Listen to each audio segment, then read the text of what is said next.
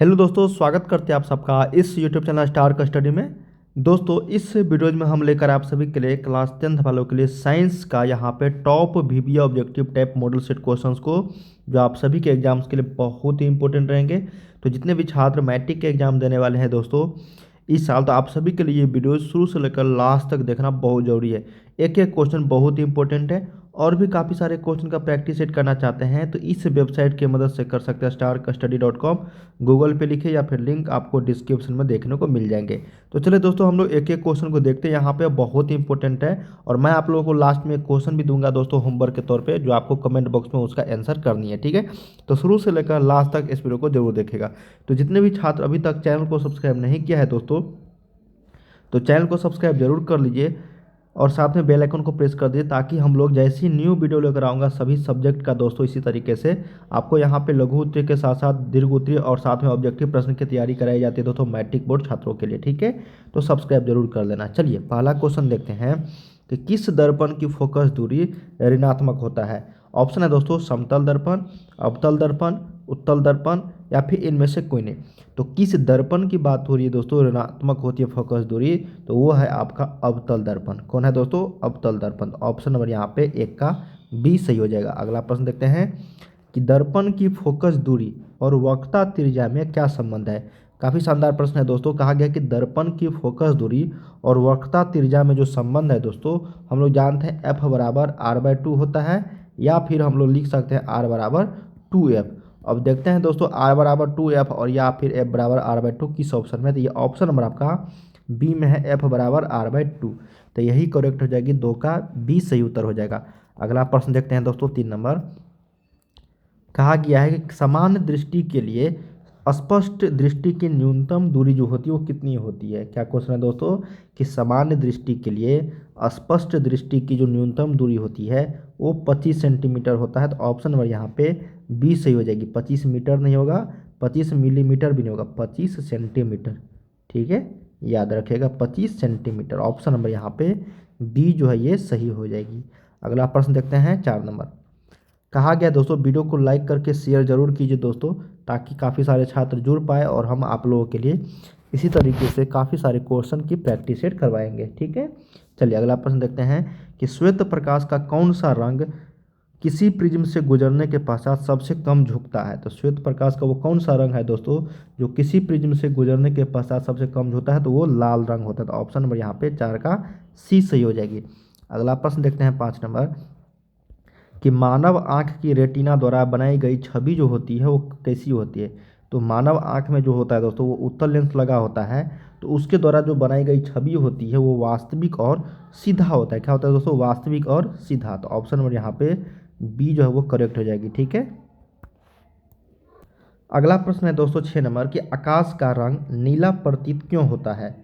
तो आकाश का रंग जो है नीला प्रतीत होता है प्रकाश की परिकिरणन के कारण। तो ऑप्शन नंबर यहाँ पे 6 का बी सही हो जाएगा। प्रकाश की परिकिरणन के कारण जो है आकाश का रंग नीला प्रतीत होता है। अगला प्रश्न देखते हैं कि किस दर्पण से वस्तु का प्रतिबिंब जो है वो बड़ा बनता है। तो वो होता है दोस्तों आपका अवतल दर्पण में। अवतल दर्पण में जो है वस्तु से बड़ा प्रतिबिंब बनता है। तो ऑप्शन नंबर 7 का 20 सही हो जाएगी। अगला प्रश्न देखते हैं दोस्तों कि निम्नलिखित में से कौन सा लेंस निकट दृष्टि दोष को ठीक करने के लिए उपयोग किया जाता है। निकट, तो अवतल लेंस यहाँ पे हो जाएगा निकट। ऑप्शन नंबर यहाँ पे सी सही हो जाएगी। और दूर दृष्टि दोष के लिए हम लोग उत्तल लेंस का प्रयोग करते हैं। अगला प्रश्न देखते हैं 9 नंबर कि निम्नांकित में से कौन उपकरण विद्युत धारा की उपस्थिति दर्शाता है। क्या क्वेश्चन है दोस्तों कि निम्नलिखित में से कौन उपकरण विद्युत धारा की उपस्थिति दर्शाता है। तो उसका नाम है दोस्तों आपका गैल्वेनोमीटर। ऑप्शन नंबर यहाँ पे 9 का ए सही हो जाएगा। अगला प्रश्न देखते हैं 10 नंबर। कहा गया कि दाएं हाथ के अंगूठे के नियम को किसने प्रतिपादित किया था। तो दाएं हाथ के नियम अंगूठे जो दिया था दोस्तों वो दिया था मैक्सवेल। तो ऑप्शन नंबर यहाँ पे 10 का डी सही हो जाएगा। अगला प्रश्न देखते हैं कि विभवांतर का एसआई मात्रक क्या होता है। तो विभवांतर का जो एसआई मात्रक होता है दोस्तों वो आपका वोल्ट होता है। तो ऑप्शन नंबर यहाँ पे ए सही हो जाएगा। ठीक है, चलिए अगला प्रश्न देखते हैं कि निम्नलिखित में से किस संयोजन द्वारा प्रतिरोध का मान बढ़ता है। तो निम्नलिखित में से किस संयोजन का द्वारा प्रतिरोध का मान जो बढ़ता है वो श्रेणी क्रम में होता है दोस्तों। जुड़ता है ना श्रेणी क्रम में, है ना, आपस में जैसे 1 2 3 ओम है तो वो सारे जुड़ता है। तो ऑप्शन नंबर यहाँ पे ए सही हो जाएगा, जो बढ़ता है और समांतर क्रम में घट जाता है। अगला प्रश्न देखते हैं दोस्तों कि चुंबकीय बल रेखा की प्रकृति जो होती है वो किस तरीके की होती है। तो वास्तविक और काल्पनिक दोनों होते, तो ऑप्शन नंबर यहाँ पे 13 का सही उत्तर सी हो जाएगा। अगला प्रश्न देखते हैं 14 नंबर की 1 किलोवाट घंटा किसके बराबर होता है। तो ये होता है 3.6 गुने 10 के पावर 6 जूल के बराबर। 14 का सही उत्तर सी हो जाएगा। 15 नंबर क्वेश्चन देखते हैं दोस्तों, कहा गया है कि नवीकरणीय ऊर्जा का स्रोत क्या है। तो नवीकरणीय ऊर्जा का स्रोत की अगर बात करें दोस्तों तो वो आपका सौर ऊर्जा हो जाता है। तो ऑप्शन नंबर यहाँ पे 15 का बी सही हो जाएगा।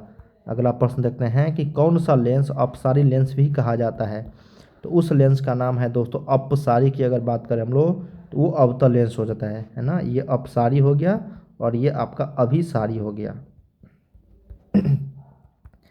अगला प्रश्न देखते हैं दोस्तों कि प्रकाश का प्राथमिक वर्ण कौन सा है।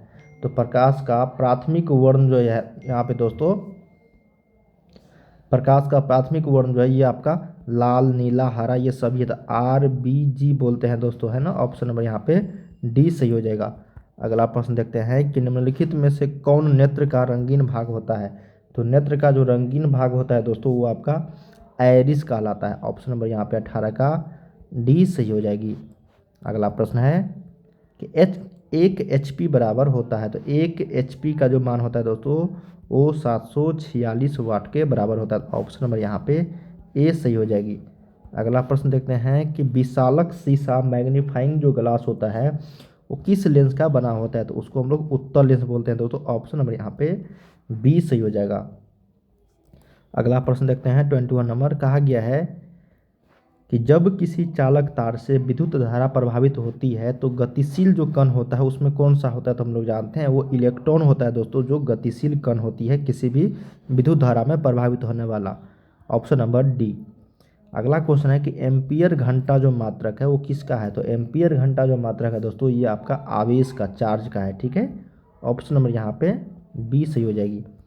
अगला प्रश्न देखते हैं कि निम्नलिखित में से कौन सा मात्रक वाट के बराबर होता है।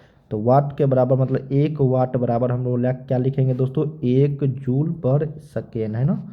ऑप्शन नंबर यहाँ पे ए सही हो जाएगा। जूल पर सेकेंड को हम लोग 1 वाट के बराबर बोलते हैं। अगला प्रश्न है कि विद्युत धारा का मात्रक होता है। तो विद्युत धारा का जो मात्रक होता है दोस्तों वो एम्पियर कहलाता है। ऑप्शन नंबर यहाँ पे ए सही हो जाएगी। चलिए अगला प्रश्न देखते हैं हम लोग, कहा गया है 25 नंबर कि ग्लोबल वार्मिंग के लिए उत्तरदायी गैस कौन सा होता है। तो ग्लोबल वार्मिंग के लिए उत्तरदायी गैस जो है दोस्तों, ग्लोबल वार्मिंग के लिए ना उत्तरदायी गैस, तो वो आपका यहाँ पे CO2 हो जाएगा। ऑप्शन नंबर यहाँ पे 25 का सी हो जाएगा, है ना। Option number C. अगला प्रश्न है दोस्तों कि शरीर में भोजन का पचना किस प्रकार की अभिक्रिया है। तो वो विस्थापित हो जाता है दोस्तों, तो उसको हम लोग विस्थापन अभिक्रिया बोलते हैं। अगला प्रश्न है कि जब कली चूना पर पानी डाला जाता है तब जो अभिक्रिया होती है उसको हम लोग बोलते हैं ऊष्माक्षेपी अभिक्रिया। ऑप्शन नंबर ए सही हो जाएगा। अगला प्रश्न देखते हैं कि निम्नांकित में कौन सबसे अधिक अभिक्रियाशील है दोस्तों। तो वो है आपका Cu। ऑप्शन नंबर ए सही हो जाएगी। अगला प्रश्न देखते हैं कि चूना जल का रासायनिक सूत्र जो होता है वो क्या होता है। तो चूना जल का रासायनिक सूत्र जो होता है दोस्तों वो आपका CaOH का होल 2 को हम लोग चूना जल बोलते हैं। Option number D. 30 number question है कि कोई विलयन लाल लिटमस को नीला कर देता है तो उसका pH मान क्या होगा दोस्तों, यहाँ पे 5 हो जाएगा। सॉरी, यहाँ पे लाल लिटमस पत्र को नीला करता है दोस्तों, तो इसका जो राइट आंसर हो जाएगी वो हो जाएगी आपका ए और बी दोनों। ऑप्शन नंबर यहाँ पे डी सही हो जाएगी दोस्तों, डी, है ना, क्योंकि वो क्षार हो जाएगा, क्षार, ठीक है। लाल लिटमस पत्र को नीला जो करता है दोस्तों वो क्षार कहलाता है। तो उसका 7 से अधिक होता है मान, तो 11 भी होगा और 10 भी होगा। ऑप्शन नंबर यहाँ पे डी सही हो जाएगी।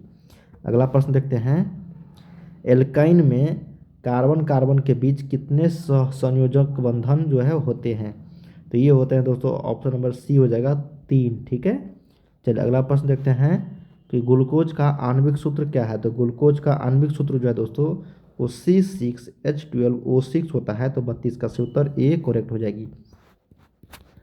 अगला प्रश्न है दोस्तों कि उच्च वसीय अम्लों के सोडियम लवण जो है कहलाते हैं। तो उच्च वसीय अम्लों के सोडियम लवण जो कहलाते हैं दोस्तों वो आपका साबुन कहलाता है। तो ऑप्शन नंबर यहाँ पे 33 का ए सही हो जाएगा। अगला प्रश्न देखते हैं 34 नंबर कि CHO अभिक्रियाशील मूलक को कहते हैं। तो CHO अभिक्रियाशील मूलक को जो कहते हैं दोस्तों, उसको हम लोग एल्डिहाइड ग्रुप कहते हैं। तो ऑप्शन नंबर 34 का ए सही हो जाएगी। अगला प्रश्न देखते हैं। कहा गया कि आवर्त सारणी के किसी आवर्त में बाएं से दाएं जाने पर तत्वों की जो परमाणु त्रिज्या होती है दोस्तों, वो क्या होती है, घटती है। तो ऑप्शन नंबर 35 का ए सही हो जाएगी। अगला प्रश्न देखते हैं 36 नंबर। कहा गया है दोस्तों कि निम्नांकित तत्वों को उनके अधातु गुण के अनुसार बढ़ते क्रम में सजाना है ना। तो सबसे ज़्यादा यहाँ पे हो जाएगा दोस्तों लिथियम, उसके बाद बेरिलियम, उसके बाद कार्बन, उसके बाद ऑक्सीजन, उसके बाद फ्लोरीन। ऑप्शन नंबर यहाँ पे बी जो है वो करेक्ट हो जाएगी 36 का। ठीक है, अधातु गुण के अनुसार बढ़ते क्रम, मतलब सबसे कम लिथियम, उसके बाद बेरिलियम, कार्बन, ऑक्सीजन, फ्लोरीन। ठीक है, ऑप्शन नंबर यहाँ पे बी सही हो जाएगी। अगला प्रश्न देखते हैं कि सिलिकॉन क्या है। तो सिलिकॉन हम लोग जानते हैं दोस्तों एक उपधातु है। तो ऑप्शन नंबर यहाँ पे 37 का सी सही हो जाएगी। अगला प्रश्न देखते हैं कि निम्नांकित में कौन विद्युत धनात्मक तत्व है। तो विद्युत धनात्मक तत्व की अगर बात करें तो आपका सोडियम हो जाएगा। तो 38 का सी सही हो जाएगी। अगला प्रश्न देखते हैं दोस्तों कि टिहरी बांध का निर्माण किस प्रदेश में किया गया है। तो टिहरी बांध का निर्माण दोस्तों उत्तराखंड में किया गया था। ऑप्शन नंबर 39 का बी करेक्ट है। नेक्स्ट क्वेश्चन और लास्ट क्वेश्चन हमारा मॉडल सेट का, कि निम्नलिखित में से किस धातु को किरोसिन में डुबोकर रखते हैं दोस्तों। तो उसको हम लोग बोलते हैं सोडियम। ऑप्शन नंबर 40 का बी सही हो जाएगी।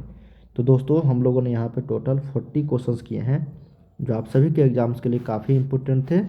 तो चलिए दोस्तों, हम लोग मिलते हैं नेक्स्ट वीडियोज में किसी और टॉपिक को लेकर, किसी और सब्जेक्ट में।